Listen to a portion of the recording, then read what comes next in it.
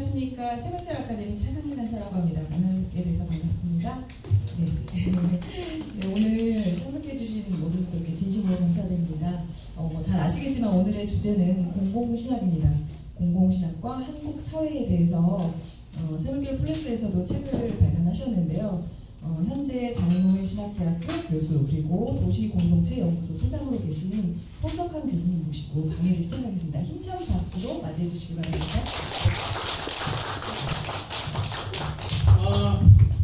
반갑습니다. 네, 지금 본교 제가 있는 교회 학교에서는 그 영성교회 관련해서 그 반대 집회 교수들이 학생들이 하고 있는데 오늘도 날짜를 겹쳐가지고 제가 여기 와 있어서 좀 마음이 무겁습니다. 사실은 날씨도 안 좋은데 우리 단식하고 계시는 김성호 목사님 설교하시거든요 오늘. 그래서 같이 계시고 그래야 되는데 날짜가 이렇게 잡혔습니다. 그러나 저는 또 다른 공공성의 실천이라고 보는데 사실 이 책은 이제 교수로서 학문적인 이해와 접근을 가지고 집필한 책이 그동안 써놓은 논문들 등등을 좀 이 생물교 편집팀에서 여러분이 그래도 읽기 용이하게 좀 정리해 놓은 그런 책들이에요. 그래서 하나의 주제를 일관성 있게 한 번에 원타임에 쭉 써내려간 책이 아니라서 여러분에게 친절하게 읽게끔 만들어 놓은 책은 못 되는 것 같아 대단히 송구하고, 그럼에도 불구하고 우리 성물결과 김 대표님께서 이 책의 그 필요성을 인정해 주시고 내해 주신 것을 감사하게 생각을 합니다. 그러면 이 책의 본론적인 내용은 좀 이따 다루기로 하고요. 일단 이 책을 내게 된 이제 개인의 고민들, 그죠? 이 책을 계속 한 3, 4년 걸려서 계속 관심을 갖고 시작했던 저의 개인적인 고민들을 좀 담아서 이제 보통 이제 이런 강의하면 가서 하는 내용인데요. 잠깐 빨리 나누고 책 내용으로 들어가도록 하겠습니다. 보시다시피 다 뭐 아시는 내용입니다만 우리 신뢰도 많이 떨어지죠. 근데 대부분 이거를 우리는 한국교회 대중들은 이걸 개인의 문제로 환원시켜 버려요. 특정 목회자의 잘못이거나 특정 교회만의 문제로 환원시켜 버린 개교회주의 때문에 이 문제가 쉽게 풀리지가 않습니다. 역교회 망해도 우리 교회 잘 되거든요. 오히려 역교회가 망해야 우리 교회가 잘 되죠. 이래서 이런 생각들을 하고 있기 때문에 이 교회의 공공성 자체는 주님의 몸인 교회라고 하는 이 교회론의 심각한 문제가 있다라고 보는 것이죠. 이 표도 많이 보셨을 거예요, 그죠? 갤럽에서 84년부터 2014년까지 계속 이렇게 보면서 얘기했고요. 조사를 했는데 이 표에 보면은 많은 목회자들이 불교, 개신교, 천주교를 분석하지만 실제로 여기서 중요한 것은 비종교인입니다. 종교 없음이 50%죠. 1년 뒤에 인구주택 총조사에서는 56%가 되었습니다. 그러니까 점점 한국 사회도 탈종교화 되어가고 있다는 것이고, 어떤 종교를 갖지 않아도 별 문제가 없는, 교회를 가도 득될 게 없고 교회를 안 나가도 별 해가 될 게 없는 이런 종교 생활을 경험한 젊은이들이 교회 안 나가죠. 저도 대학의 체프를 학교에 가보면 500명 모여 있으면 495명이 졸아요. 그래서 한 5명이 저를 이렇게 쳐다봅니다. 왜냐하면 아마 걔들은 신앙이 있는 애들 같아요. 나를 불쌍하게 쳐다봐요. 은혜 받는 표정이 아니라 불쌍하게 이렇게 쳐다보고 있습니다. 이게 현실인데 기성교회에서는 여전히 잘 모르고 있다 하는 것입니다. 제가 있는 연구소에서 이 저자를 불러서 목사님들하고 한번 토론을 해봤습니다. 뭐 다 아시다시피 한국교회 단일 공동체 중에 이 꼰대라고 하는 개념화된 특별 계층이 가장 많이 농축되어 있는 곳이 교회죠. 자기 말만 하고 남 얘기 안 듣고 자기 경험을 강조하고 계속 우겨대는 이런 것이, 여기에 질려버린 이 90년생들이 이 저자는 82년생이래요. 근데 본인이 그 CJ의 인사 담당, 그러니까 아주 독사로서 인사 담당 훈련시키는 담당이었는데 어느 순간부터 애들이 말을 안 듣더래. 신입사원이 이상하다, 도대체 이러지. 근데 9시까지 출근하세요 그러면 보통 8시 반까지 오는 게 상는데 진짜 9시까지 오더라는 거지. 그래서 니네 왜 9시까지 와? 그랬더니만은 아니 9시까지 오라면서요. 그러니까 야 그래도 8시 반까지 와야지. 그러니까 8시 반까지 오라 그러지 왜. 이렇게 되는 거지. 그런 상황이니까 그럼 5시 퇴근이면은 4시 반부터 준비해도 되냐고 이렇게 물어봤다는 거예요. 그러니까 이 애들이 왜 이러지 하면서 고민하면서 보니까 정확히 90년생부터 그렇더라. 그러니까 제가 그 얘기 때문에 기가 찼어요. 82년생이 지금 90년생이 피곤하다고 그러는데 그러면 난 뭐야 이렇게 된 거죠. 제가 여러분 나름대로 우리 학교에서 좀 그래도 이게 소통이 되는 교수 중에 톡하는데요. 지금 제가 꼰대 얘기를 듣고 있어요. 실제로. 저는 그런 생각 안 하는데 네, 저보고 벌써 그런 얘기를 하고 있거든요. 그러니까 이제 아무런 자본의 토대를 가지고 있지 않는 자신들의 공론장을 주체적으로 확보하지 못한 386 이후 세대들은 소확행에 매달리게 되고 그냥 자기의 존재감을 그냥 가지고 유지하는 방식으로만 살게 되는 것이죠. 2015년에 서울연구원에서 서울 사회학이라는 책을 펴냈는데 그 중에 한 챕터가 서울 청년들의 종교 현황을 조사를 했어요. 여기 보면 강남 3구에 제일 많이 분포되어 있죠. 어른들도 사실상 그렇습니다. 이유를 물었습니다. 왜 교회 다닙니까? 물으니까 여러분 구원받으려고 이런 거 아닙니다. 부모가 다니니까. 여러분 요즘 중형교회 이상은요. 오전반 청년부와 오후반 청년부가 따로 있어요. 오전반 청년부는 중직자 자녀들이 대부분 분포되어 있고 교사나 성가대를 합니다. 그러면서 자기 엄마 친구들의 세대와 함께 교제를 나눠요. 오후반 청년부, 즉 그 교회의 노동력을 지불하고 노동력을 지원하는 청년부들은 대체로 외부에서 들어온 애들인데 이 아이들이 열심히 봉사하죠. 10년 뒤에 누가 남아서 중직을 여러분 유산을 이어받을까요? 네, 오전반 아이들이 그 교회의 중직자를 이어받습니다. 무슨 얘기냐면 한국교회가 점점 외부 유입하는 새로운 DNA가 없어질 거라는 거예요. 왜 오후반은 남아나지 못할까요? 부모의 연대적 세습적 유대감이 없으면 한국교회에서 유지하기 어렵습니다.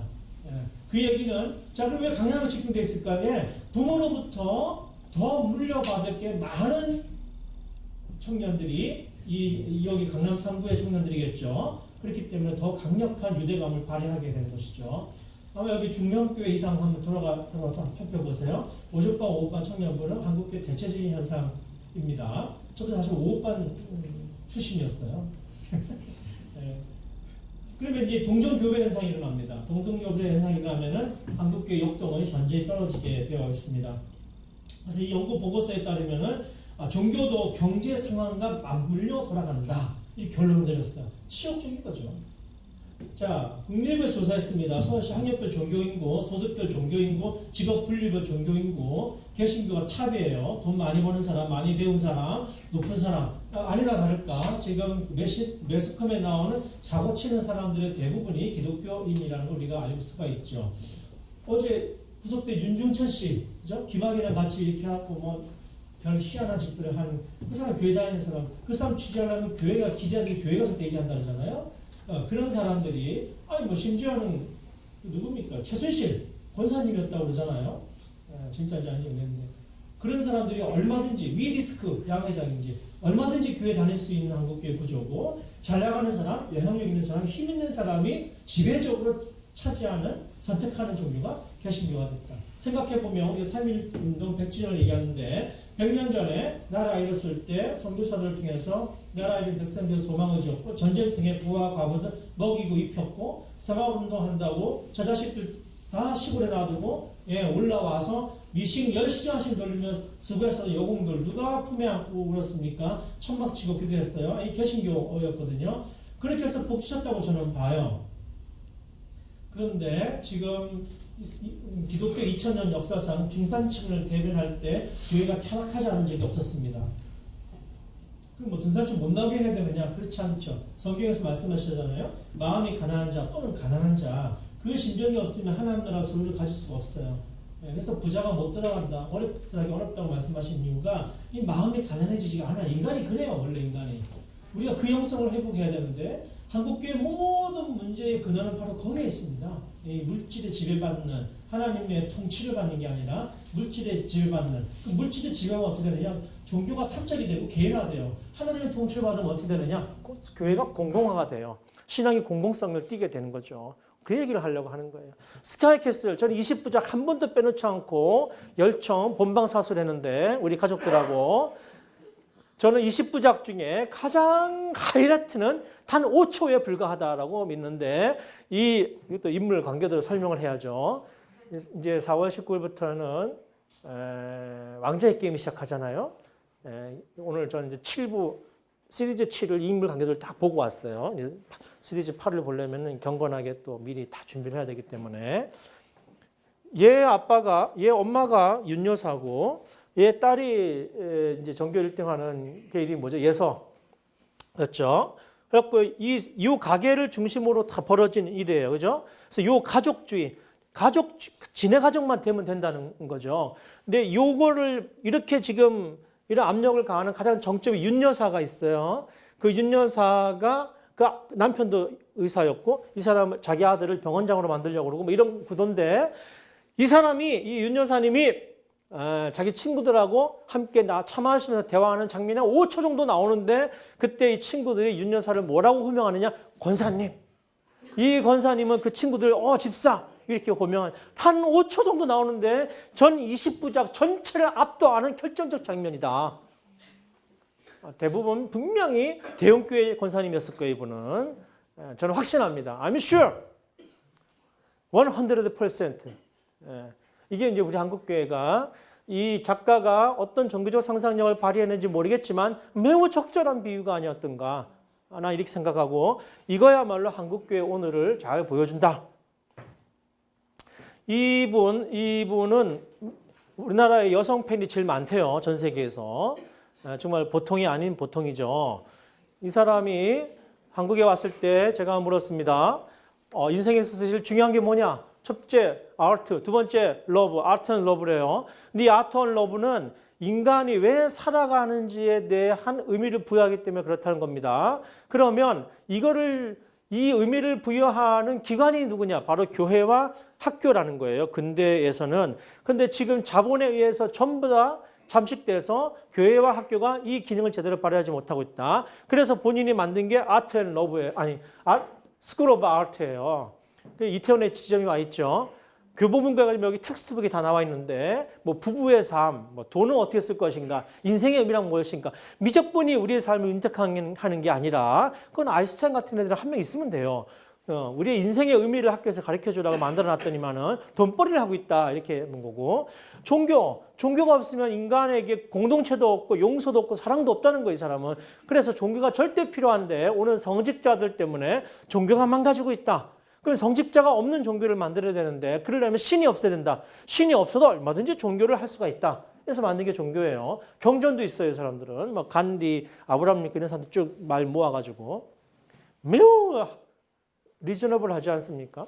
우리 목박 목사님께 읽혀서 답을 내라 그러면 답 못 내요. 우리 치부를 다 여기 나오기 때문에. 그래서 전통적인 교회가 이런 교회였는데 지금 특별히 이제 공공신학의 자리로서의 아시아라는 얘기를 제가 좀 이따 할 텐데요. 우리 한국교회 또는 아프리카 교회, 아시아 교회는 1세기의 교회론과 차이를 가질 수밖에 없는데 우리는 그동안 그대로 이식된 이 교회론을 가지고 한국교회를 열심히 해왔어요. 성장 부흥 발전시켜 왔어요. 1세기에는 문제가 없지만 지금 아시아 아프리카 교회들은 그들이 말할 때 하나의 교회라고 얘기할 때 우리는 다양성을 포기해야만 되는 거예요. 그들에게 하나는 그냥 하나예요. 그러나 우리에게 그들이 말하는 하나는 곧 다양성을 포기해야 돼. 즉 우리가 서구에 맞춰야 된다는 얘기예요. 홀리라고 하는 것도 문화적인 걸 포기를 해야 돼요. 캐톨릭이라고 할 때 컨텍스추얼. 그래서 우리 여기서 우리 전통 문화 하면은 이단이냐 아니냐 또 아직도 싸우고 있잖아요. 토착화가 문제다. 토착화가 왜 문제입니까? 토착화 안 되는 신앙이 문제인 거예요. 사도적 교회나 평신도 교회 이런 것들 1세기에서는 문제가 안 되지만 우리같이 3세기에서는 요게 약하게 된다는 것이죠. 그러니까 지금 우리가 해야 될 새로운 교회 인식은 이쪽으로도 강조가 되는 거예요. 이쪽으로 강조가 된다고 해서 이걸 포기하는 게 절대 아니라는 거. 이걸 강조하게 되니까 지금 복음주의권에서 시작된 교회 2000년 역사상 최초로 등장한 미국발 복음주의 영성, 즉 개인주의 영성, 2000 역사 중에 처음 나타난 거예요. 그 개인주의 영성이 한국교회를 지배하고 있고 0.5%밖에 안 되는 장로교 중에 50%가 한국교회에 있는데 이게 다인 줄 알아요. 그러나 대부분의 많은 교회들은 여전히 공공성을 띠면서 각자의 나름대로의 복음을 표현하고 있는 교회들이 전 세계에는 더 많이 있습니다. 이 실체를 우리가 알아야 되는 것이죠. 그래서 이런 질문을 제가 하게 됩니다. 신앙은 개인적인 것인가? 또 우리의 지금 한국교회가 가장 발목을 잡는 게 이 한기총 같은 거 보면은 차라리 종교분리가 낫겠다. 이렇게 말하고 싶은데 신학적으로 이거는 오류입니다. 그러면 종교개혁의 의미가 없어요. 종교개혁의 의미는 종교분리 원칙이 아닌데 지금 왜 우리는 다 종교분리라고 얘기할까? 이게 해결이 안 되면 교회의 공공성, 복음의 공공성 해명하기가 어렵습니다. 사적교회와 공적교회 마찬가지죠. 복음의 공공성과 교회의 공공성은 바로 우리 신앙이 이신칭의의 개인적인 차원의 것에 머무르지 않는다. 바울도 우리 안 목사님이 좋은 책 내셨잖아요. 로마서 하나님 나라. 그 책 읽어보면 금방 해명이 되는 것이죠. 우리는 그동안 신앙이 하나님과 나와의 개인적인 관계에서 퉁치면 된다. 이렇게 배워왔어요. 하지만 그렇지가 않습니다. 신앙은 공동체적인 것이고 처음부터 공적이었던 것이에요. 부활의 사건, 우리가 이제 좀 있으면 부활절인데 부활의 사건은 항상 공적인 사건으로 우리에게 다가오는 것이지 결코 우리에게 개인적인 사건. 그래서 구원파도 아닌데 자꾸 구원 언제 받았냐고 물어보고 그러면서 구원파 막 욕하고 이런 이상한 일을 우리가 하고 있잖아요. 하나님이 하시는 일은 내 개인에게 사건으로 들어오시지만 그 사건은 더 큰 사건 안에 있는 사건이에요. 그러므로 우리가 나에게 오신 하나님의 사건을 구원의 사건으로 고백을 하지만 그 고백은 더 큰 공동체 안에 발생한 사건이라는 것을 꼭 우리가 알아야 되는 것이죠. 이 공공신학의 중요한 모티브예요, 이게. 자, 이거는 하여튼 그래서 그 국가와 교회가 똑같이 하나님의 기관이라는 사실을 루터가 얘기한 것이고요. 그전에는 교회가 압도했잖아요. 중세시대는. 제일 중요한 건 이신칭의보다 만인사제론이 더 중요합니다. 우리가 지금 회복해야 될 영성 중에. 그래서 모든 성도가 세례와 함께 성직자로 사제로 부름받았다. 목사나 우리 같은 사람들은 훈련받아서 전문적으로 교회를 섬기라고 파송받은 사람들이고 여러분 우리 모든 사람들은 세례받은 모든 사람들은 또 각자가 파송받은 곳에서 성직자로 세상을 섬기라고 파송받은 선교사인 것이죠. 그래서 우리는 모두 다 사실은 너나 할 것 없이 하나님이 파송하신 선교사로서의 삶을 이 땅에 살아가야 되는 것입니다. 그러면 종교개혁이 왜 변질했느냐? 이제 이건 제 책에 매우 중요한 그 챕터들 마지막 제 4부에서 다 다루는 내용이에요. 그래서 제가 거꾸로 하는 겁니다. 일단은 종교개혁이 변질된 이유는 원래는 종교개혁이 만인사제론이고 또 국가와 교회를 분리시키고자 했던 의도가 없었음에도 불구하고 17세기 절대국가 소위 보수적 신앙을 가진 분들이 이때를 칼빈주의의 아주 정통교회가 수립된 때라고 보는데 칼빈이 말한 것과 칼빈주의는 달라요. 여러분 엄밀히. 그렇게 말하는 분들은 대체로 화랑개혁주의를 지칭해서 말하는 거예요. 어쨌든 일국가 일종교라고 하는 원칙을 수립한 이때에 톨레랑스가 수립된 이후에 베스트 팔렌주의학이 수립된 이후에 아이러니하게도 오늘날 사사화된 종교가 시작이 되는 거예요. 이게 왜냐하면 계몽주의 그 2세기 지나서 19세기에 공가사회 이원론. 자, 국가가 또 그 교회가 서로의 다른 영역을 관장하면서 똑같이 하나님께 영광을 돌리는 것이다 라고 했는데 17세기에 일국가 일종교가 법으로 정착되면서 19세기 계몽주의가 어떻게 얘기했냐면 오케이 근대세기가 이렇게 시작이 됐잖아. 그러니까 교회는 영적인 부분만 관장하고 나머지 일들은 전부 다 공적인 일들은 국가에게 맡겨놔. 이렇게 얘기가 되게 된 것이죠. 이거를 근대세계의 원칙으로 근대세계의 마땅한 가치처럼 받아들이는 우리가 지금 원리가 된 것이죠. 그래서 공과 사가 엄격하게 구분되는 사태가 이때부터 시작이 되고요.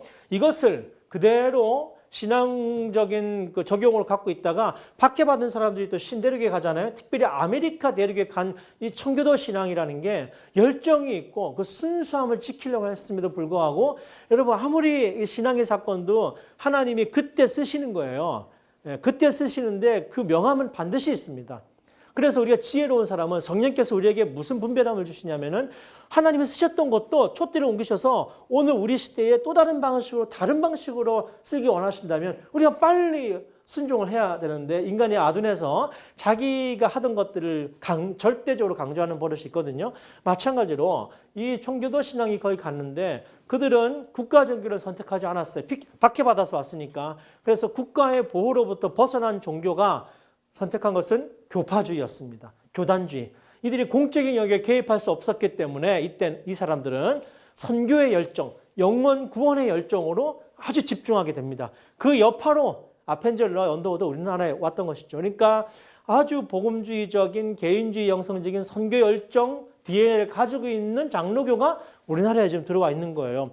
하나님은 감사하게도 소망이 없던 우리 민족에게 그런 장로교를 보내주셔서 우리에게 큰 득이 되게 하시고 위로를 주셨어요. 우리가 또 분별해야 돼요. 21세기 지금 한국 사회에서 이 영성으로 과연 우리가 직면한 문제들을 응답할 수 있느냐? 저는 아니라고 믿어요.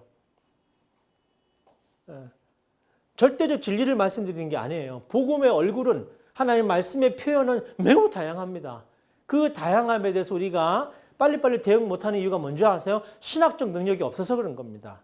신학적 해석 능력이 없어서 그래요. 그런 사람들이 제일 쉽게 취하는 방법이 비난하고 부정하고 문을 걸어 담그는 세국정책하는 거예요. 이러다가 나라 망했잖아요. 한국교회 이러다가 망하는 겁니다. 지금 변해야 돼요. 뭐 진리 지키겠다고 버티면 안 돼요. 그건 진리가 아니에요. 성령께서 새롭게 말씀하시는 걸 들을 수 있는 신학적 능력을 가져야 돼요. 저는 그걸 공공신학이라고 말씀드리는 거예요. 자, 그러면 이제 책으로 넘어가도록 하겠습니다. 일단 제 책이 잘 읽고 싶다. 그러면 제가 여기 누구시죠? 왕 편집장님인가? 그때 기억이 나면서 일반 성도들이 읽기에 너무 어렵다는 소문이 나기 전에 빨리 팔아야 된다 이 책은. 이렇게 얘기를 했거든요. 그래서 그나마 그래도 쉽게 읽으시려면은 서문과 마지막 장. 한국에서 공공신학자가 산다는 것이 무엇인가? 요 두 개, 앞뒤로 요 두 장을 확 먼저 읽고 읽으셔야 이게 좀 들어오세요. 그 방법을 이렇게 알려드리고, 공공신학과 한국사회 이렇게 이제 했고, 부제를 후기 세속사회 종교담론과 교회의 공적 역할. 지금 이제 우리 좀 있으면 논문 심사할 텐데요. 우리 학교에서 논문 하기 지금 준비하고 있는 김승환 목사님이 이제 유사한 제목으로 그 학위를 준비하고 끝내려고 이번 학기 끝내려고 하고 있고 아마 그러면 이제 그것도 잘 정리해서 책으로 나오면은 아마 여러분이 훨씬 또 재미있게 읽을 수 있는 또 하나의 책이 나오지 않을까 싶어서 또 기다리고 있습니다. 저도 이제 심사에 참여하고 있어서 자 그러면 우리가 이제 궁금증을 가집니다. 왜 공공신학인가? 그죠? 왜 공공신학인가? 아니 교회의 사회적 책임 또 몇몇 학자들은 보니까 뭐 옛날 하던 교회가 공적으로 책임을 져야 된다. 교회가 뭐 공적인 교회가 돼야 된다. 이런 얘기 하던 거 그냥 그대로 옛날처럼 사용하다가 거기다 그냥 공공신학자만 붙였던데 뭐 그 얘기 아니냐. 그래서 저는 그렇지 않다고 얘기하는 거예요. 그렇게 아무나 공공신학 공부 안 하고 대충 자기가 그동안 하던 거 공공신학자 붙여가지고 얘기하는 게 그러면 안 된다는 거예요. 그동안 그렇게 우리가 해왔는데요. 그게 문제가 있다는 거고요. 지금 왜 그런지 제가 말씀을 드리려고 하는 거예요. 왜 공공신학이 우리에게 필요한가? 지금 우리가 하나님이 우리를 파송하신 21세기 한국 사회에서 한국교회가 하나님의 나라를 증언하고 하나님이 원하시는 일을 하기 위해서는 지금 전통적인 신학으로는 안 됐다고 저는 생각을 해요.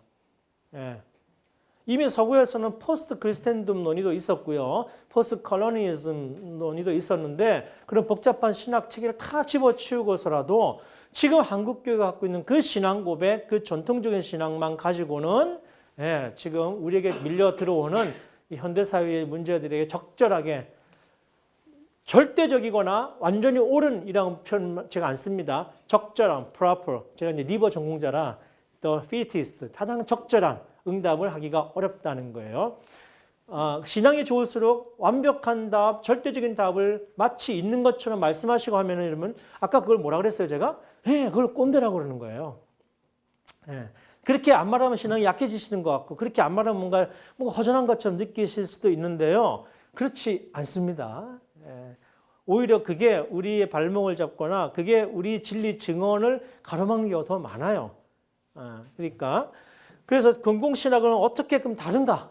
다른 신학과 사실은 이제 이런 내용들 매우 전문적인 내용인지라 저희가 어떻게 표현을 해드려야 되나 고민이 되긴 합니다만은 공공신학의 방법론은 그러면 어떤 것인가? 자, 그러면 지금까지 뭐 교회 개혁을 한다, 뭐 교회가 공공성이 있어야 된다 이런 얘기 많이 했잖아요. 그 얘기와 이 얘기가 뭐가 다르냐? 예. 똑같은 목표를 지향하지만 뭐가 다르냐? 이게 다른 거예요. 방법론. 그래서 공공신학은 이 방법론을 수행해야만 공공신학이 돼요. 60년대, 70년대 포스트 모던이 열릴 때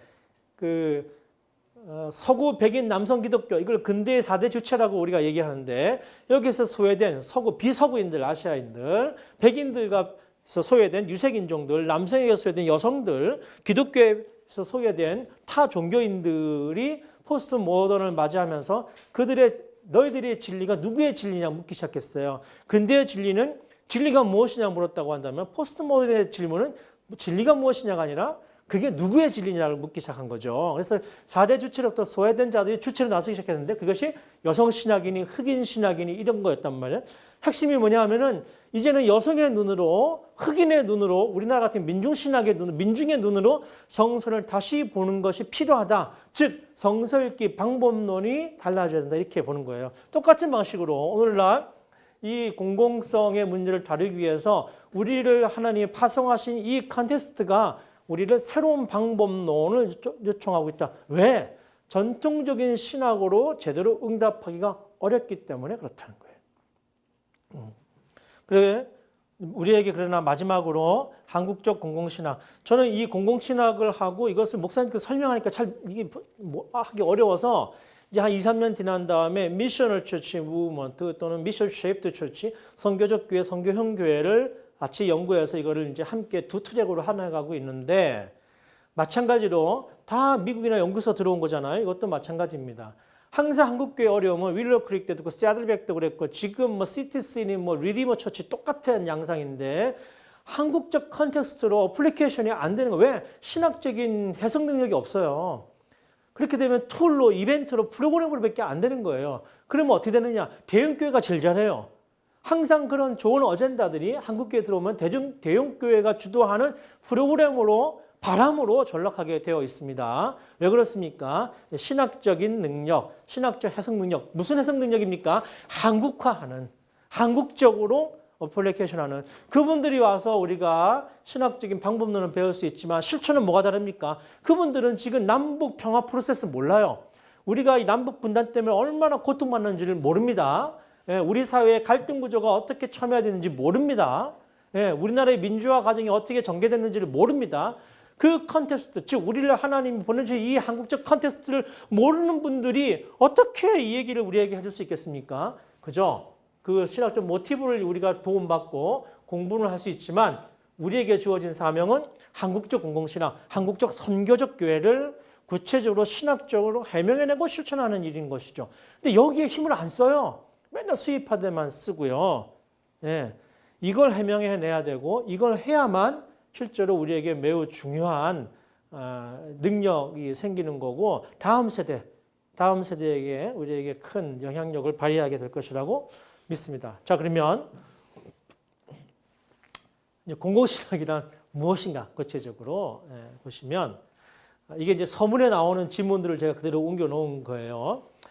공공신학은 기독교 사회윤리, 크리스천 소셜 에틱이죠. 이 기독교 사회윤리, 뭐 라이널 리버니 뭐니 등등 이제 고전적으로 우리가 전통적으로 해왔어요. 기독교 사회윤리나 또는 정치신학, 몰트만이니 등등 뭐 이런 정치신앙이 대응해왔던 질문들에 대해서 그동안 이 신학들이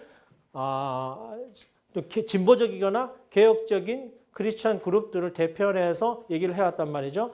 이 질문들에 대해서 시민사회의 공공, 퍼블릭을 고려하고 모든 사회 구성원, 그리스도인들만 위한 게 아니고 우리가 살아가는 이 사회의 모든 구성원들을 위해 커먼굿, 공공선을 지향하는 신학적 방법론을 새롭게 모색하고 그거를 실천하고자 하는 것이 바로 공공신학이다 하는 것이죠. 사실 이 컬럼만 우리가 잘 이해하고 정돈을 해도 오늘 강의는 끝난 거라고 나는 봐요.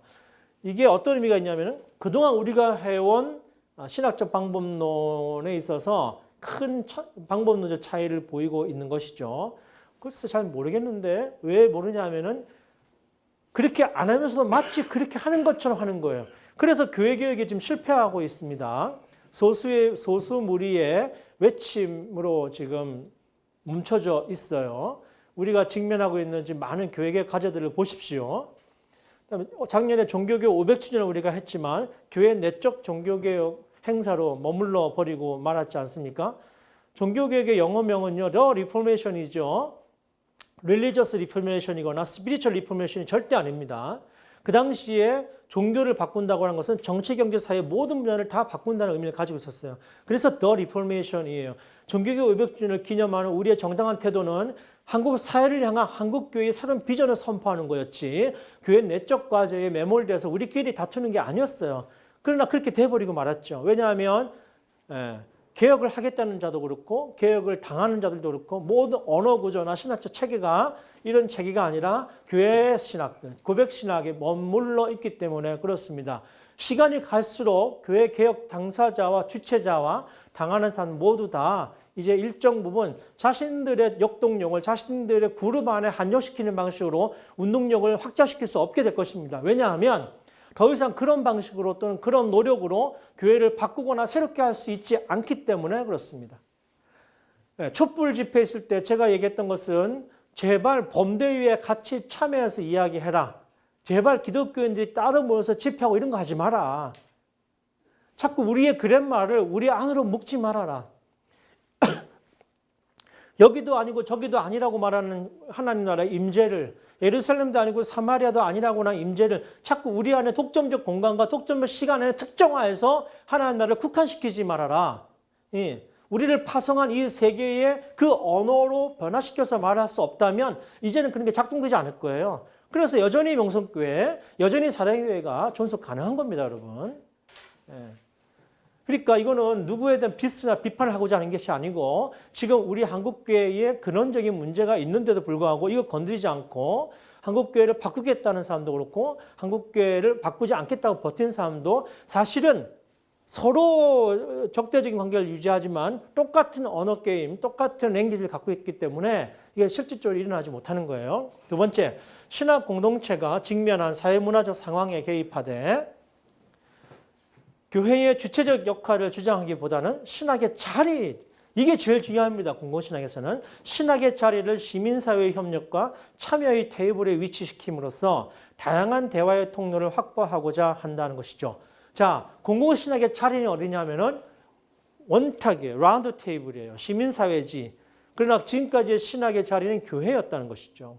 크리스찬부터 시작되는 것이죠. 우리의 사명, 우리의 콜링, 우리의 임무가 더 중요하죠. 그러나 공공신학에서도 더 중요한 것은 시민사회로부터 우리에게 제기된 질문들에 있는 거예요. 신학의 자리는 거기부터 시작이 되는 것이죠.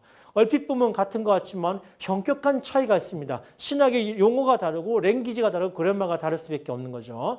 이 훈련이 그렇기 때문에 이 공공신학은 방법론은 배워도 실천은 한국은 한국적으로 해야 되고 미국은 미국적으로 해야 되고 영국은 영국적으로 할 수밖에 없는 거예요.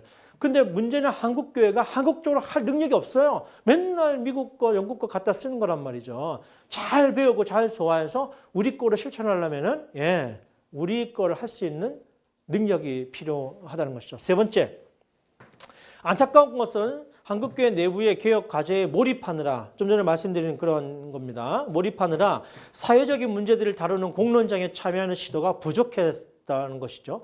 어쩔 수 없이 교회의 신학에 의존하여 기존의 신학적 패러다임을 크게 변화시키지 못했다는 것입니다. 그래서 공공신학을 위한 한국교회의 논의가 초보적인 이유도 현장에서의 경험 부재에 기인한 것이죠. 자, 스님들과 신부님들은 마을 공동체 운동에 환영받습니다. 목사님들이 별로 환영을 못 받아요. 왜냐하면 이렇게 말하거든요. 알았으니까 우리가 뭘 해드리면 됩니까? 그런 거 원치 않거든요.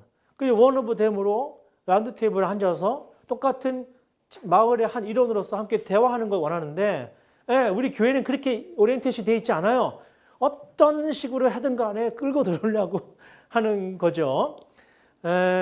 저도 학교에서 이런 일을 담당하는 그 데스크에 있기 때문에 작년에 우리 그 광장동의 마을 엄마들하고 이렇게 모여서 회의를 한 적이 있어요. 그래서 제가 이제 뭐 이렇게 그 오픈한 교수인 것처럼 나는 다른 목사님과 다르다는 것처럼 이렇게 오리엔테이션을 한 다음에 편하게 하세요. 알고 보니까 또 집사님들도 많아. 그래도 여기서는 목사나 이러지 말고 그냥 교수님 이렇게 하고 뭐 편하게 얘기하세요 이렇게 하는데 뭐 내가 이렇게 몇 마디 얘기하니까 그건 아니고요. 뭐 그렇게 생각하시면 안 되고요. 몇 번 이러는데 뒤에서 막 뭐가 올라오더라고요. 교회 같으면 목사님한테 지금 이래 그래서 그렇게 말하지도 못할 텐데 그렇게 서로 이제 라운드 테이블에 앉아서 얘기하려니까 뭐 조금 나한테 뭐 이렇게 비판적인 얘기, 내 생각과 다른 얘기 하니까 이 뒤에서 막 뭐가 올라와요. 그래서 힘들더라고요, 그게. 그래도 이런 거 가르치는 나도 있는데 우리 개신교 목사님들이 있는데 와가지고 뭐 마을 만들기 이런 거 책도 없다. 자, 그래서 그럼 우리가 차이가 뭐냐? 서구와 우리의 공공신학적 차이가 있다는 겁니다. 저는 방법론을 철저히 배우려고 합니다. 이들이 앞서간 선진 신학은 철저히 배우려고 하는데 여러분 솔직히 말씀드려서 우리가 따라잡기 어려워요. 일단 우리 영어 안 쓰잖아요. 그렇기 때문에 따라잡기 어렵고 그 방법론을 배워서 우리는 탁월하게 우리는 파송받은 것이 여기니까 우리 컨텍스트에 요청되는 방식으로 우리 방식으로 실천하는 걸 개발해내면 우리가 훨씬 더 보여줄 게 많다고 생각이 들어요. 왜냐하면 서구 사회라는 게 다이나믹이 없어요. 여러분 대한민국이 진짜 이상한 나라 아닙니까? 생각을 해보세요. 가슴에 손을 얹고. 여러분 지금 잠잠하죠? 조금 또 여기서 조금 이렇게 좀 사회적으로 문제가 되면 100만 대군이 또 강화문에 나오지 않습니까? 그리고 또 언제 그랬나 싶어 싹 사라져서 관심도 없이 그냥 뭐 이러고서 또 살죠. 70% 대통령 지지했다가 지금 40%죠. 이런 나라가 없어요. 몇 개월 만에 이렇게 막 이게 뭐 왔다리 갔다리 하잖아요. 고무줄. 이만큼 우리가 아주 탁월하고 역동적이고 재미있고 표현력 많게 풍요롭게 할 일이 많은 거거든요. 근데 안 하고 있어요. 왜? 이거 번역이 안 돼요. 기껏해 교회 안에서는 예배 드리는 거지. 그리고 밖에 나가서 신앙과 관계없는 거죠. 왜 그러냐? 바로 이 문제가 있다는 거예요. 자, 서구와 우리의 문제가 뭐냐? 이게 저는 핵심이에요. 서구의 시민사회, 16세기 부르주아 계급이 등장하면서 왕과 귀족들에게 포획되지 않는 자기 사유재산을 만들어내기 시작을 했어요. 이러면서 시민사회 공간이 생겨났습니다. 하버마스에 의하면 최초의 시민사회적 공간이라고 하는 것은 쭉 여론장이라고 하는 것은 어디입니까? 그러면 살롱, 카페, 파리의 카페였단 말이에요. 또 우연하게도 그 카페의 지하에서 류미에르 형제가 최초의 영화 상영을 했다는 것 여러분 아시죠? 상업적 영화 상영의 최초가 바로 그 지하였어요. 그러니까 현대 문명, 문화의 공론장의 상징적인 공간들이 다 카페나 이런 데서 시작이 됐는데 이 시민사회 공간이 그렇기 때문에 사유재산 보호 또는 자기 자유, 국가와 귀족으로부터 독립된 자유를 누리는 것으로부터 시민사회가 형성이 된 게 서구의 역사입니다. 그러나 제국주의를 경험한 19세기 제국주의를 경험한 뒤에 제국주의로부터 벗어나서 독립을 한 3세계 국가, 아시아, 아프리카 국가들은 이런 식으로 시민사회가 형성되지 않았습니다. 제국주의에 저항이거나 또는 독재에 저항하는 방식으로 시민사회가 형성이 됐다는 거죠.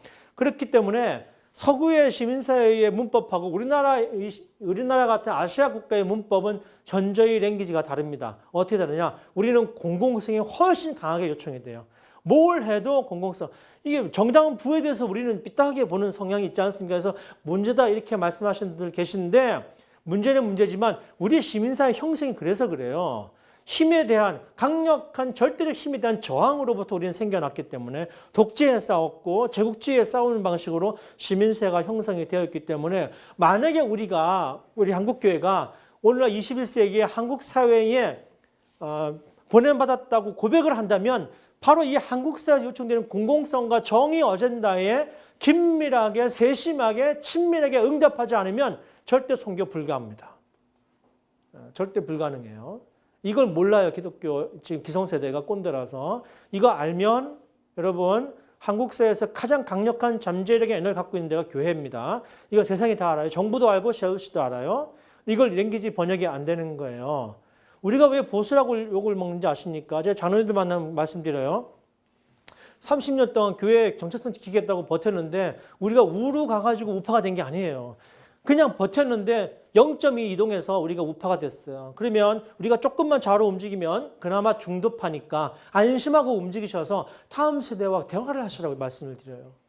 자꾸 일정 부분 어떤 부분들을 비판하고 비방하고 비판해서 해결된 문제가 아니고 한국사적인 거대한 흐름으로 봤을 때 한국교회가 지금 그런 위치에 처해 있고 우리가 만약에 이 한국 사회의 시민사회적 공감대를 형성하기 원한다면은 지금 하고 있는 전통적인 교회 신학 갖고 안 되고요. 교회계획 어젠다가로도 안 됩니다. 그 모든 에너지를 시민사회와 소통하고 공감하는 방식으로 새로운 방법론을 찾아내야 되는 거예요. 그래서 저기 써놓은 것이 서구의 시민사회 공간이 주로 부르주아 계급의 사회재산과 정치적 자유를 위해 확장되어 온 반면 아시아나 아프리카처럼 식민지를 경험한 나라에서는 제국주의나 독재 정권에 저한 저항을 통해 시민사회가 형성되면서 공공성이나 정의나 관련된 의제가 더 강하게 나타나는 것과 밀접한 관련이 있습니다. 그러므로 이 서구인들의 공공신학 또는 선교적 교회 등등을 방법론적으로 배울 수는 있지만 우리는 실천은 그들과는 다를 수밖에 없어요. 세월호에 응답하지 않고서 절대 오늘날 한국교회가 선교 못합니다. 사회적 의제에 성서적 상상력과 성서적 응답을 우리가 감행하지 못하고 그래서 지금껏 놓아있는 국가와 교회, 성과 속, 신앙과 일상의 삶의 경계선을 무력화시키거나 유연화시키거나 교란시키지 못하면은 앞으로 선교 미래는 없어요. 그래서 우리끼리 맨날 모여서 선교 한국하고 성서 한국 한다고 해서 절대 이건 작동될 수가 없습니다. 그럼 우리끼리 그냥 감격하는 거예요. 우리가 100주년, 3.1운동 100주년 한다고 누가 신경이나 썼습니까? 종교회 500주년 한다고 누가 밖에서 신경이나 씁니까? 왜 이렇게 되느냐? 옛날 시대가 바뀌었다는 거예요. 하나님이 우리를 새로운 곳으로, 새로운 상황으로, 새로운 시간과 공간으로 파송하셨어요. 그 파송의 의미를 우리가 빨리 알아야 되는 거예요. 종교개혁이 성공했을 수 있었던 것은 그 당시 하나님 500년 전에 그 종교개혁 세력들을 파송한 그 시대의 분별이 명확했고 거기에 대한 성경적 비전과 결단과 용기가 있었기 때문에 가능한데 오늘 한국교회가 그걸 못하고 있다는 거예요. 열정이 있고 잠재력도 있고 에너지도 있는데 여러분 지금 이 문제를 제대로 포착을 못하고 있다고 저는 이제 보는 겁니다. 자, 그래서 공공신학자들이 그럼 어떻게 얘기를 해왔느냐. 이게 뭐 과도하게 신학적인 내용인지라 일일이 다 설명하기에는 그렇고 지금 프린스턴의 그 공공신학연구소 그다음에 공공신학을 대표하는 공공신학 저널이 있는데 이 저널들을 운영하고 또 창립한 윌리엄 스토라라는 사람이 있고요. 이 사람이 이제 뭐 오리진은 아닌데 지금 굉장히 중요한 사람이고 그다음에 덩컨 포레스터는 에딘버러 대학에서 유럽 전통의 공공신학이라는 언어를 최초로 사용하고 실천한 분이에요. 그래서 이 덩컨 포레스터라는 분을 우리가 꼭 기억을 하고 있어야 될 필요가 있습니다. 그래서 이분은 아까 말씀드린 대로 기독교 사회 윤리를 하신 분인데 신학의 자리는 공공이지 교회가 아니다. 그러나 여전히 기독교 윤리, 사회 윤리를 하셨던 분으로 우리가 알고 있습니다. 그다음에 미국에서는 벨라, 이 사람은 라일드 리버를 얘기하면서 미국의 앞으로 이데올로기는 시민 종교가 돼야지 기독교는 너무 특정 종교라서 안 된다. 이렇게 얘기했던 분인데 거기에 대해서 마틴 마티가 제 서문에 다 나오는 얘기입니다. 마틴 마티가 라일드 리버 Public Theology and American Experience 요 번역에 이렇게 쓰면서 처음으로 퍼블릭 디올로지라는 말을 쓰면서 그렇지 않다. 기독교도 얼마든지 퍼블릭 디올로지로 가능하다. 이렇게 말한 사람이 마틴 마티예요. 이렇게 시작해서 미국의 공공신학의 랭귀지 역사가 시작이 되는 겁니다. 지금 현재적으로 가장 영향력 있는 공공신학자라고 한다면은 이제 은퇴하셨는데 프린스턴에서 스택하우스라고 말할 수 있습니다. 지구적 위기, 지구와의 경제적 문제를 다루셨는데 직면한 상황에서 가치와 윤리의 통찰력을 공공영역에 개입시키는 교회의 노력이 공공신학으로 전환되어야 한다고 주장합니다. 개종을 하거나 교회 부흥을 외치거나 교회의 성장을 위한 신학이 아니라 이 지구화되고 있는 이 상황에서 어떻게 우리가 믿는 이 가치를 공공의 영역에서 설득하고 해명할 수 있겠느냐 이런 얘기를 했던 분이시고요. 우리나라 분이세요. 옛날에 요크 대학에 계시다가 지금은 풀러 신학교에 가 계시는데 세바스찬 킴이랑 김창한 교수님 우리 학교도 종종 오시는데요. 저희 동문입니다. 장신대. 공공신학의 당위를 신학의 공적 특성과 복음의 공적 특성에 두고 작업하는 연구들이라고 했습니다. 사례를 들면 이런 거죠. 여러분들이 잘 아시는 존 스토트 목사님이 쓰신 현대 사회 문제들의 응답 뭐 이런 얘기 있죠. 이런 책 있죠. 그다음에 레슬리 누비긴이 쓴 다원주의 사회의 뭐 점점점 이런 책이 있죠. 공이 이 책에서 주장하는 바는 뭐냐면 복음은 공적인 것이다. 공공성이 있다라고 얘기를 하세요. 근데 어떻게 증명하느냐? 이분들이 복음의 공공성을 객관적으로 또는 과학적으로 증명하지 않아요. 어떻게 증명하냐면은 세속사회, 즉 근대주의가 객관성이라는 것을 어떻게 확보하느냐? 증명 가능한 것으로 객관성을 확보한다. 그러나 이것은 실제로 절대적인 객관성이 아니다. 증명 가능한 것이 객관적이라는 이것은 신화에 불과하다. 이렇게 해명하면서 고로 기독교의 복음이 증명 가능하지 않다고 해서 객관적이지 않은 것은 아니다. 이렇게 증명을 합니다. 그러니까 그 객관성이라고 하는 역사성이라고 하는 그 기준을 달리 말하는 것이죠. 마찬가지로 이 공적 특성과 복음의 공적 본성에 강조하는 연구들이 있었고요. 또 기존의 상황신학, 여성신학이니 해방신학이니 민중신학이니 이런 신학들이 정치신학의 토대를 두는 구축하려는 시도가 있었는데 공공신학이 기존 신학과 구별되려면 그 방법론이 새롭게 구성되는 것이 필요하다는 거예요. 전통신학이 볼 때 여성신학이나 흑인신학이나 민중신학은 처음에는 당황스러운 신학들이었어요. 왜 저 신학을 저렇게 해? 야, 보편적으로 봐야지. 왜 흑인의 눈으로 봐? 왜 여성의 눈으로 보는 거야? 근데 여성의 입장을 생각해보고 여성의 고통을 이해하게 되니까 세계가 여성의 눈으로 볼 필요가 있겠구나라고 동의가 돼서 지금까지 이렇게 발전한 거거든요. 페미니즘의 계보 중에 신학적 페미니즘이 가장 강력합니다, 여러분. 실제로. 그만큼 기여가 많았어요. 마찬가지로 공공성을 다 얘기했지만 오늘 이 시대에는 공공신학적 방법론이라는 게 지금 요청이 된다. 이런 뜻인 것이죠. 자, 그 다음에 또 생각해야 될 분은 린넬 캐디라고 하는 분인데 이분은 제가 전공한 리처드 니버의 신학으로 이분은 삼일체 신학을 하고 그 Radical Monotheism, Responsible Self 이런 복잡한 얘기를 하시는 분인데 여러분이 알고 있는 니버의 책은 Christ and Culture, 그리스도와 문화잖아요. 이 책은 사이드 책이에요. 이 책은 메인 책이 아니에요. 제 책에 몇 장인지 아마 이 니버의 신학을 정리해 놨을 거예요. 공공성 입장에서. 이 캐디가 바로 공공신학적 관점에서 니버를 다시 해명했는데 실제로 리처드 니버는 공공신학을 하신 분은 아니지만 그 신학이 토대가 이 복음의 공공성, 신학의 공공성을 담보하고 있다. 왜냐하면 트릴치에서 출발했거든요. 트릴치 자체가 신학의 영역을 학교, 아카데미 뭐 이런 식으로 설정했기 때문에 그런 특성이 있는 것이죠. 자, 캐디는 이렇게 얘기합니다. 공공신학의 스택하우스나 트레이시처럼 공공영역의 의미, 아까 트릴치가 아니라 트레이스예요. 공공영역의 의미체계의 규범적 역할이 되도록 하는 방식, 즉 신학의 공공성을 규명하는 것.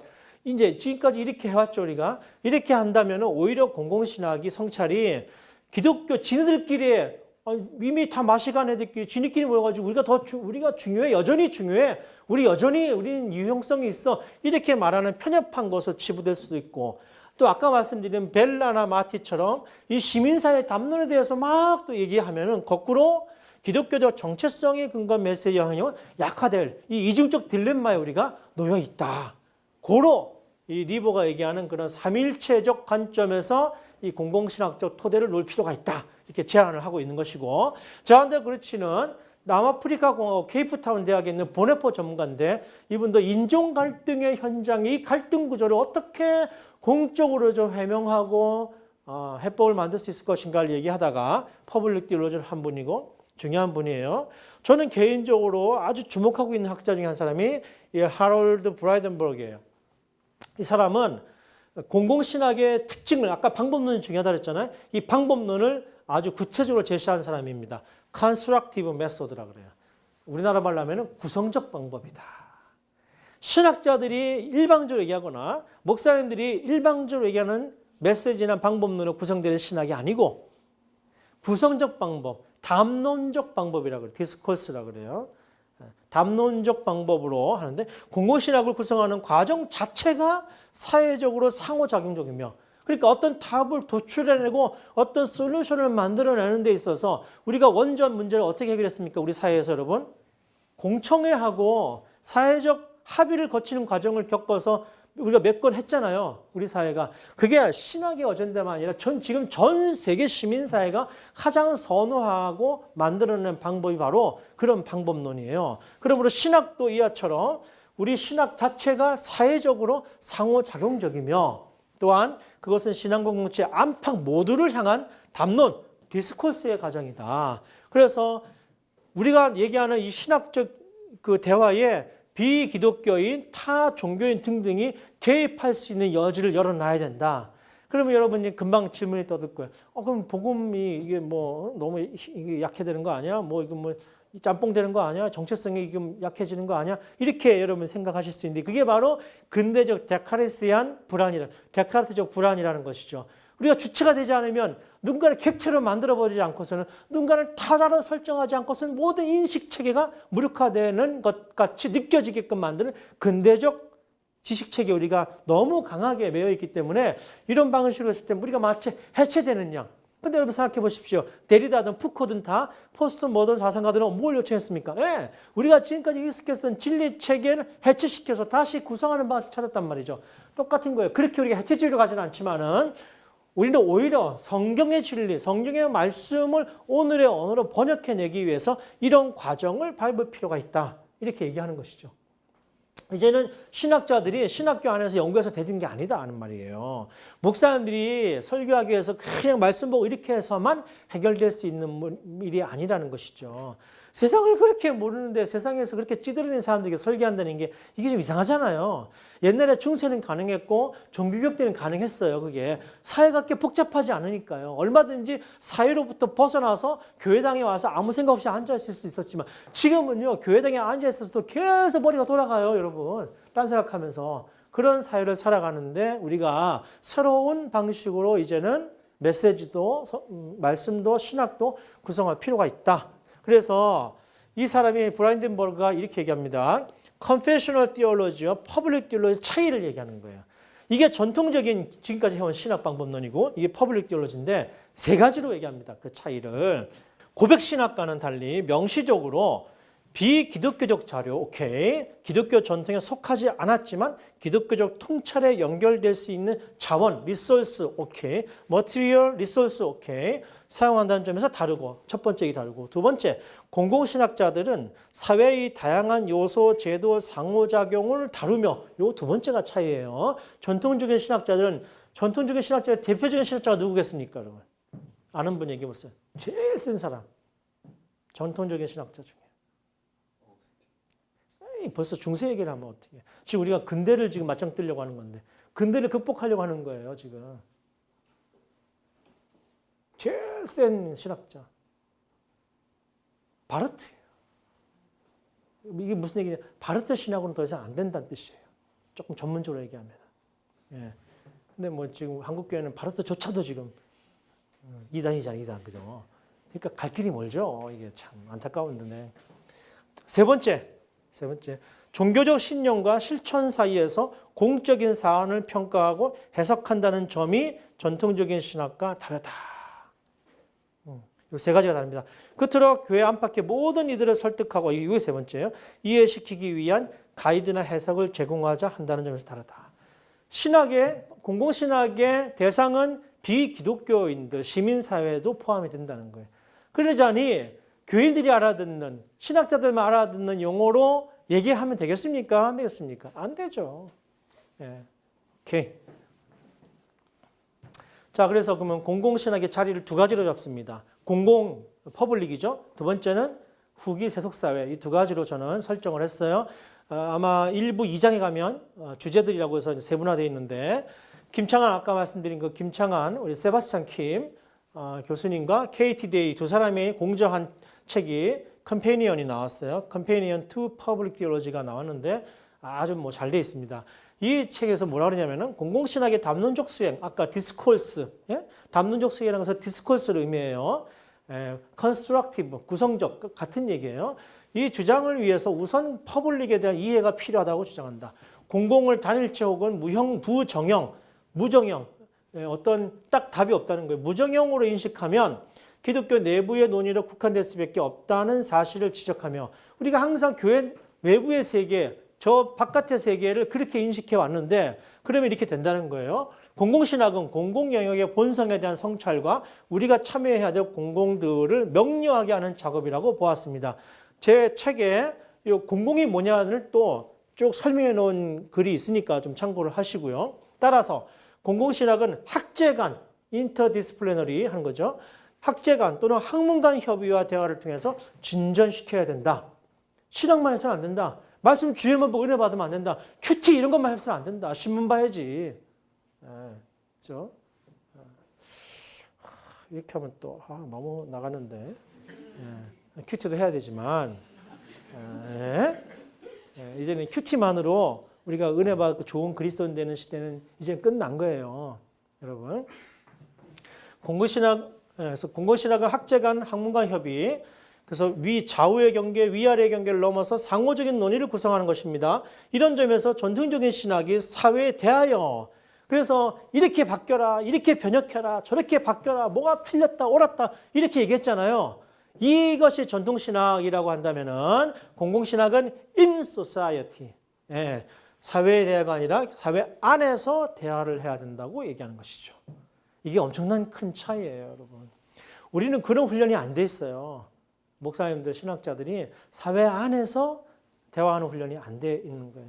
항상 밖에서 뭐 비판하고 크리트하고 뭐 한단 말이죠. 교회를 개혁하겠다는 사람이나 계획의 대상이나 똑같아요. 그 얘기는. 그러니까 지금은 이렇게 해갖고는 어떤 감동도 어떤 변화도 이끌어내기가 쉽지 않다. 필요한 일이지만 기왕에 하는 거. 공공신학을 기독교 사회윤리나 정치신학의 범주에 속한 것으로 이해할 때 저는 뭐 조금 미안한 얘기입니다만 지금까지 나와 있는 대부분의 한국 사람들이 하고 있는 공공신학 이름을 붙인 것들이 대체 이렇다고 봐요. 이런 것을 이해할 때 발생하는 문제점이 뭐냐면 공공을 이해하는 방식에 문제가 있다는 거예요.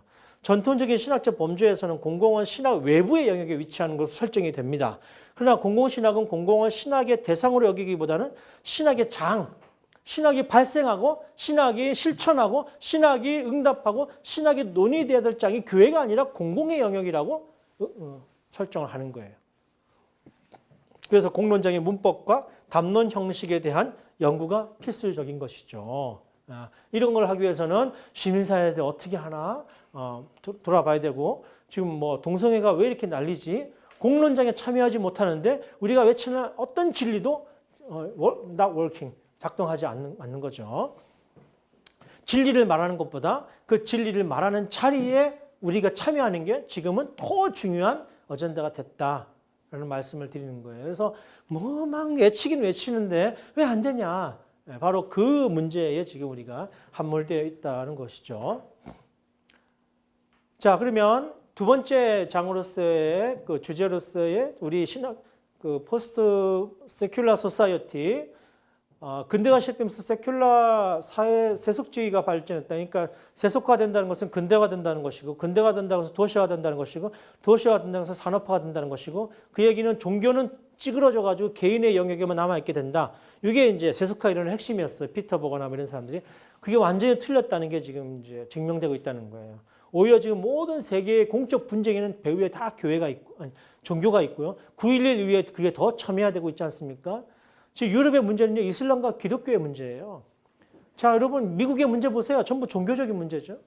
이처럼 종교가 지금 점점 부흥하고 있고 특별히 북미의 복음주의, 남미의 오순절주의, 중동의 근본적 이슬람주의 이런 것들이 이제 부흥을 하고 있다는 거예요. 그래서 하버마스와 이 새물결 진짜 대단해. 이 책을 냈어요. 이 책을 절판이라 구할 수 없습니다. Dialectics of Secularization. 2004년에 위리겐 하버마스와 조셉 라친거가 2004년에 만났습니다. 뮌헨 아카데미 하우스에서 만났어요. 당시 라친거는 바티칸 신학부 장관이었고요. 이후에 베네딕토 16세 교황이 되고 지금 현 프란시스코 교황의 전임자입니다. 거의 비슷한 동네에 살았지만 이 두 사람이 이날 처음 만났어요. 한 사람은 당대가 우리가 인정하는 현존하는 가장 최고의 사회학자, 정치학자이면서 프랑크푸르트의 직계 마지막 근대주의자라고 말하는 하버마스, 막스주의자죠. 이성과 합리적 판단, 정치를 통해서 세상을 얼마든지 변화시킬 수 있다고 말하는. 그러나 이 사람은 신을 인정하고 보이지 않는 세계를 믿으며 신학을 통해서 세상을 변화시키겠다는 사람. 이 두 사람이 만나서 어떤 합의를 했냐면은 하버마스가 왜 만났냐면은 정치로, 이데올로기로, 합리적 판단으로, 이성으로 세상을 얼마든지 잘 관리할 수 있다고 생각했으나 배아복제 문제, 인간 도덕적 문제, 윤리적 문제, 9.11 문제 아무것도 해결이 안 되더라는 거죠. 유럽 사회가. 톨레랑스 때문에 종교의 자유가 주어지고 인간의 존엄이 나타났지만 오히려 지금은 톨레랑스 때문에 어떤 합의도 어떤 공동체도 어떤 가치도 어떤 윤리도 부재한 사회가 되어버렸다는 것이 이들의 문제인식이었어요. 왜 이렇게 됐을까? 왜 이렇게 됐을까? 살펴보니까 근대의 두 기둥, 즉 이성과 종교가 두 기둥이었는데 이 근대주의가 종교의 기능을 완전히 삭제함으로 말미암아 두 기둥 중에 한 기둥이 없어져서 지금 근대 사회가 문제가 생겼다는 거예요. 고로 이 근대의 두 기둥이었던 종교가 다시 공적 영역으로 복원해서 이 사회의 중요한 가치들을 다시 생산해내는 문화적 저장고, 즉 Reservoir of Meaning, 문화적 실천. 제가 이 책 인터뷰 어느 다른 잡지에서 했는데 딱 물어보 기자가 이걸 왜 문화적 실천이라고 말씀하십니까? 제가 감동받았잖아요. 그 단어 뽑아내기 어렵거든요. 웬만하면 읽어서는요. 그래서 문화적 실천. 왜냐하면 지금 유럽 사회에 부재된 게 바로 이런 문화적 실천의 문제거든요. 이거 누가 만들어내느냐? 종교만이 해낼 수 있다. 그래서 알랭도 보통도 그렇게 얘기한 거예요. 신은 싫지만 종교는 필요하다. 왜? 그 종교가 없이는 인간의 공동체 자체가 사회 자체가 존속하기가 어려워요. 촛불이 안 되잖아요. 문재인 정부 들어와도 이게 뭐 안 되잖아요. 왜 안 되는지 아십니까? 그보다 더 중요한 건 정치가 잘 되려면, 이성이 잘 돌아가려면, 합리적 어젠다가 잘 돌아가려면 그걸 떠받치고 있는 보이지 않는 것 같은 이 심층적의 윤리, 공동체, 사랑 이런 것들이 사회적으로 공감대가 있어야 되는 거예요. 그래야 돼요. 그래서 누군가는 손해를 보고요. 누군가는 희생을 하겠다고 그러고요. 누군가는 이타적 삶을 살아야만 이 구조가 정치가 돌아가고 다 돌아가는 거예요. 정당이 아무리 싸워봐야 이렇게 죽을 때까지 싸워야죠. 여야는 얘네들은. 앞으로 죽을 때까지 싸울 거예요. 왜 이게 왜 안 되느냐. 초창기도 해가지고 안 된다니까요. 이거는 권력에 결탁하는 것밖에 안 돼요. 야합하는 것밖에. 우리가 할 일은 그런 게 아닙니다. 이것이 심층 기저에 그 누구도 할 수 없는 것들 우리가 종교가 할 수 있는 공적 기능이라는 게 있거든요. 이거를 이 사람이 딱 얘기하는 거예요. 그래서 이 이후로 이 막스주의자가 종교 담론을 엄청난 책을 냅니다. We are missing. 우리가 놓친 게 뭐냐? 이 종교의 공적 기능이다. 얘기하고 두 가지 조건을 얘기합니다. 두 가지 조건만 성취한다면 함께 대화하겠습니다. 우리가 이제는. 첫 번째 조건이 뭔지 아십니까? Translation. 번역을 해달라는 거예요. 교회에서 하는 얘기 그대로 갖고 오지 마시고 우리도 막스주의자도 정치도 알아듣게 해주십시오. 예컨대 이런 거죠. 교회에서 만문과 싸우라고 말하면 박수 받지만 똑같은 얘기인데 신자유주의 독점체제와 맞서 싸운다 얘기하는 건 좌빨이 되잖아요. 이거 바꿔라는 거예요. 두 번째 조건은 Fallibility. 하버마스 얘기하는 공적 공간의 구조 변동, 의사소통 이런 게 많이 하잖아요, 이 사람이. 그 핵심이 뭐냐면은 우리가 라운드 테이블에 앉아서 디스코스, 담론을 하고 구성적 방식을 하면서 대화를 해나갈 때 오류 가능성, 너도 틀릴 수 있고 나도 틀릴 수 있다는. 그래서 서로 더 좋은 합의에 이를 수 있다고 이 오류 가능성을 가지고 나오라는 거예요. 와서 우리만 절대 진리다 이러지 말라는 거예요. 복음이 진리지 우리 갖고 있는 방법론이 진리겠습니까? 복음이 진리지 우리가 믿는 디테일한 어떤 우리 고백이 진리겠습니까? 아니잖아요. 우리 얼마든지 할 수 있는데 이것만 하면은 라운드 테이블에 앉아서 정치하는 사람들이 막스주의자가 진보 지식인들이 우리 얘기를 듣겠다는 겁니다. 교회가 정신 못 차리니까 하나님이 막스주의자들을 들어 쓰셔서 말씀하시고 계시는 게 아니겠습니까? 할렐루야. 저는 그래서 하나님 너무 참 위대하신 하나님이다. 교회가 정신 못 차리니까 돌을 들어 쓰셔서 쓰시는구나. 고레스를 들어 쓰시는구나. 여러분 이거 우리가 만약에 한국교회가 한국적으로 실천하면요. 다음 세대 다는 못 잡아도 일정 부분 우리가 잡을 수 있습니다. 가나안 교회는 돌아올 거야 안 돌아올 거예요? 가나안 교회는 안 돌아와요. 돌아와도 얻을 게 없고요. 안 돌아와도 잃을 게 없어요. 그래서 가나안 교회는요. 그냥 거기에서 새로운 교회 하라고 격려해야 돼요. 거기에 맞는 교회. 종교와 세속을 구분하는 흐름에 대해 종교의 공적 역할을 정당하게 인식해 줄 것을 설득해야 하는 이중적 과제가 오늘의 후기 세속사회, 이거를 위해서 후기 세속사회라고 그래요. 세속사회 이후라고.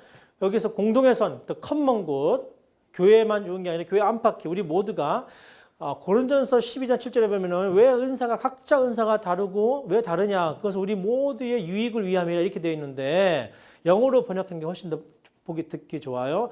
거기는 for the common good 이렇게 되어 있습니다. 왜 은사가 다른 줄 아세요? 왜 큰 교회가 있고 작은 교회가 있는 줄 아세요? 왜 우리가 서로 잘하는 게 다 다른 줄 아세요? 네, 그게 없는 사람을 도와주라고, 약한 교회를 도와주라고. 이게 은사가 다른 법칙, common good을 위한 법칙이에요. 우리가 복 받은 줄 아세요? 왜 잘 나가는 사람이 교회 나오는 줄 아세요? 잘 못 나가는 사람 도와주라고. 왜 우리가 가진 게 많은 줄 아세요? 없는 사람 도와주라고. 그게 하나님의 정의예요. 성경은요, 체리티를 말한 적이 없어요. 자선을 말하는 게 성경이 아닙니다. 하나님은 자선을 원치 않아요. 정의를 원하세요.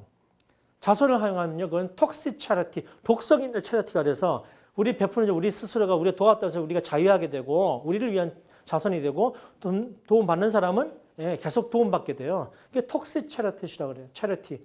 또 하나님 원하시는 것은 이런 게 아니고 righteousness, 의거나 justice, 정의예요. 우리에게 더 베풀어 주신 것은 그들에게 주라는 정의입니다. 이게 하나님 원하시는 정의죠. 우리는 자선하라고 모인 단체가 아니고 시민단체나 하고 뭐 부리토끼가 하는 것이 우리는 정의를 행하기 위해서 하나님의 공의를 행하기 위해서 부름받은 공동체다. 그래서 공공선을 지향하는 것이고 종교의 영역을 세속적 영역과 대립적으로 구성하는 구도를 극복을 하고요. 후기 세속사회에서의 공공신학의 새로운 역할을 모색하는 일은 종교가 사회 모든 구성원에 더 나은 삶에 기여한다는 점을 재현하고 증명하는 일이다. 이거를 우리가 전통적인 신학 용어로 번역하면 뭐라 그래요? 하나님 나라를 증언하는 거다. 우리가 조금 더 친숙한 용어로 번역해 볼까요? 성령이 임하시면 너희가 권능을 받고 예루살렘과 사마리아 땅끝까지 이르러 내 증인이 되리라. 같은 얘기예요. 요 성경적인 얘기를 지금 이렇게 번역을 해서 가지고 나가야 된다는 뜻입니다. 이게 공공신학이라는 거예요. 근데 똑같은 얘기를 하면서 거기다 끝에 그냥 그러므로 우리가 공적으로 책임을 져야 된다. 이게 공공신학이 아니에요. 철치 오리엔티드에 있는 포스트 크리스텐덤적인 이 관점으로 우리가 이제는 실천을 해야 될 필요가 있다 하는 것입니다.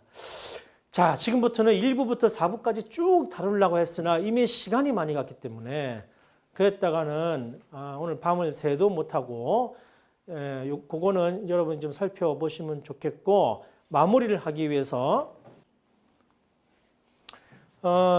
저희 모임에서는 이제 런던을 종종 방문하는데 2017년에 갔을 때 지금 한 50년이 됐어요. 1974년부터 했으니까 매해 8월 말에 2만 명 기독교인들이 모여서 거의 백인이죠.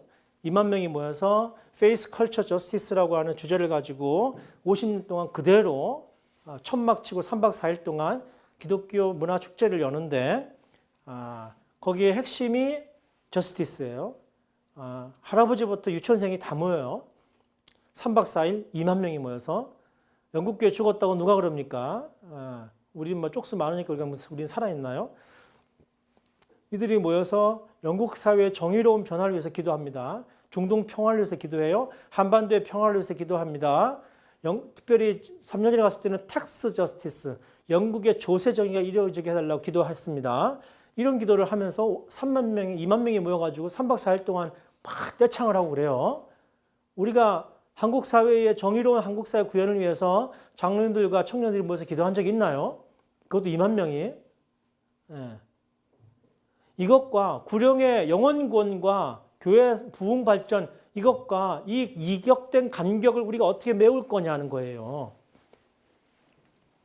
2017년에는 이 그린벨트 주제가 커먼 굿이었어요. 마침. 그래서 너도 아니고 나도 아니고 나다. 처음 봤을 때 얘는 미국이야 뭐야 했더니 그게 아니고 어스 우리. 그래서 핵심이 뭐냐 하면은 시티즌 UK, 시티즌 시카고. 예컨대 오바마 대통령이 로스쿨 마치고 시카고에 불뿌리 단체에 가서 헌신했죠. 바로 그 전통. 최초의 미국의 진보주의자라고 쓰는 무슨 스킨데 할 때 잊어먹었고 그 운동들이 전 세계로 흩어져서 시티즌 UK 운동하는데 Building Bridge, not walls. 담을 세우지 말고 브릿지를 세워라 이건데 모든 도시의 주체들이 함께 모여서 인간을 위한 도시, 더 행복한 도시, 살기 좋은 도시 이런 운동을 하는 거예요. 여기에 기독교인들이 핵심적인 영향을 발휘하고 있는 것입니다. 너무너무 부러웠어요. 너무너무 부러웠어요. 예. 이거 설명을 이 사람이 노숙자예요. 사회적 기업인데 이스트에 가면은 썩머비라고 하는 사회적 기업이 있는데 이 사람이 전 세계에서 오는 여행가들을 투어 가이드를 노숙자로 훈련시켜서 투어 가이드를 시켜요. 매거진 파는 걸로 노숙자들이 자립이 될 수는 있을지 모르겠으나 그것은 우리 지역사회의 A 멤버 한 구성원으로 인정하는 것보다 못하다.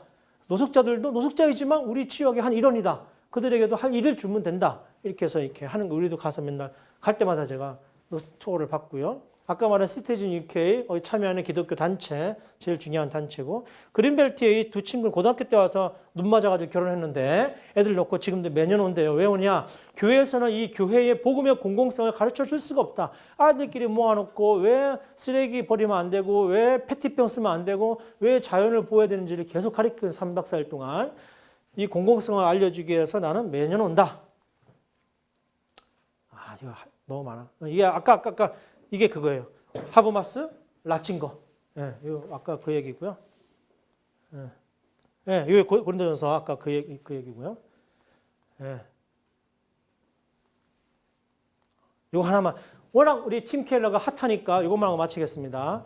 지금 팀 켈러 우리나라에서 오역되고 있어요. 이렇게 되면 또 새들백 골라고 저 윌로크릭 골라입니다. 이걸 지금 이 운동을 하신 분들에게 제가 경고해 드리겠습니다. 공개적으로 제가. 그렇게 하시면 안 되는 거예요.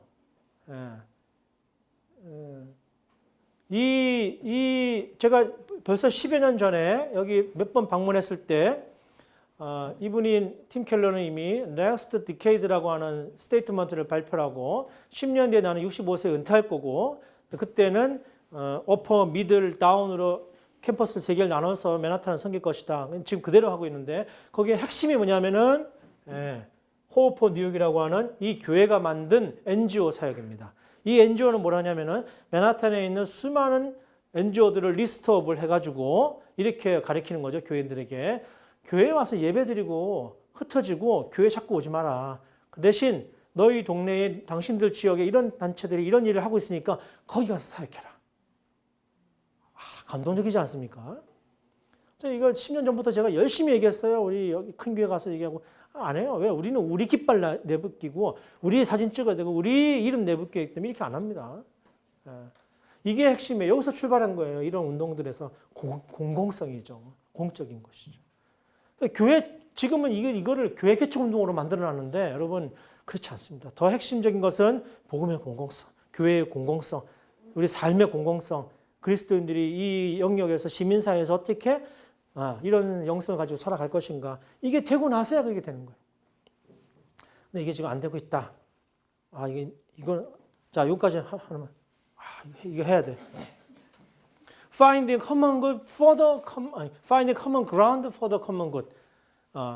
잘 아는 소전의 대표인 짐 왈리스가 이런 얘기를 하는 겁니다. 워싱턴 DC에 원래 시카고에 있다가 이것도 얘기해. 왜 시카고에 이 사람이 어린 시절을 시카고 교회에서 보냈잖아요.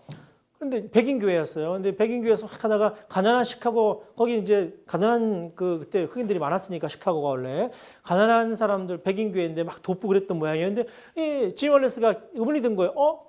아빠 장로님들 그러면 그냥 흑인들하고 같이 예배드리면 안 돼요? 그럼 되잖아요. 그래서 난리가 난 거예요. 이 청년 시절에. 그래서 당회가 열리고 장로님들이 부럽다. 그건 안 돼. 거기서 환멸을 느낀 거죠. 그래갖고 이 사람이 소전을 만들면서 이건 아니다. 정의사역을 얘기하고 지금 민주당, 공화당 공에 영향을 끼치는 중요한 신학자가 되어 있기도 하고 이 사람이 그런 얘기를 하는 사람이고 그런데 이 사람이 이제 DC로 옮기잖아요. DC로 옮긴 유일한 이유가 뭐냐라고 물어봤는데 뭐라 그러냐면 여러분 잘 아시는 대로